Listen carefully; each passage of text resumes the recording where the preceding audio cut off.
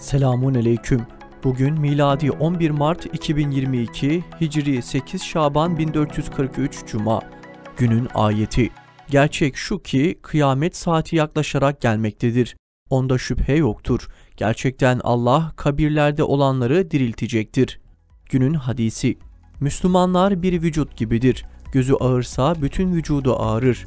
Başı da ağırsa bütün vücudu ağrır.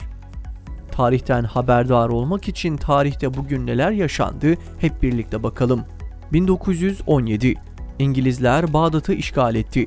Birinci Dünya Savaşı'na kadar Osmanlıların elinde olan Bağdat, 1917'de İngiliz kuvvetlerince işgal edildi ve 1921'de kurulan bağımsız Irak Krallığı'nın başkenti oldu. Bağdat, 2003 yılında işgalci ABD tarafından bir kez daha işgal edildi. Yıllar geçmesine rağmen emperyalist ABD'nin işgali devam ediyor. 1954 Devlet Malzeme Ofisi kuruldu.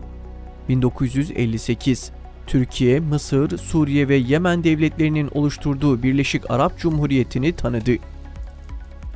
1990 1973'ten itibaren Şili'yi diktatörlükle yöneten Augusto Pinochet'in Şili diktatörlüğü yıkıldı. 1976 eski ABD Başkanı Richard Nixon, Şili'deki seçimler sırasında Salvador Allende'nin seçilmesini önlemek için CIA'ye emir verdiğini itiraf etti. 1988 montajının tamamı Türkiye'de yapılan ilk F-16 Hava Kuvvetleri Komutanlığı'na teslim edildi. 1990 Litvanya, Sovyetler Birliği'nden ayrılarak bağımsızlığını ilan etti. 2003 Uluslararası Ceza Mahkemesi görevine başladı.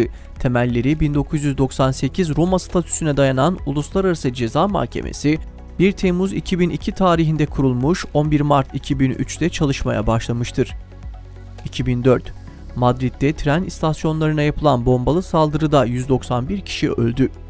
2008 Danıştay, YÖK Başkanı Profesör Doktor Yusuf Ziya Özcan'ın rektörlüklere gönderdiği başörtülü öğrencilerin üniversitelere girebileceği yönündeki talimatını genelge olarak nitelendirdi ve yürütmesini durdurdu. 2011 Sendai depremi ve tsunamisi, Japonya'da yerel saatle 05.46'da 8.9 büyüklüğünde bir deprem meydana geldi. Japonya, tarihi boyunca yaşadığı en büyük deprem ve tsunami felaketiyle karşılaştı. Yerel saatle 05.46'da 8.9 büyüklüğünde bir deprem meydana geldi. Bu deprem ve tsunami'de zarar 300 milyar doları buldu. 2020 Dünya Sağlık Örgütü Covid-19 salgınını pandemi ilan etti. Aynı gün Sağlık Bakanı Fahrettin Koca, Türkiye'de ilk Covid-19 vakasının görüldüğünü açıkladı.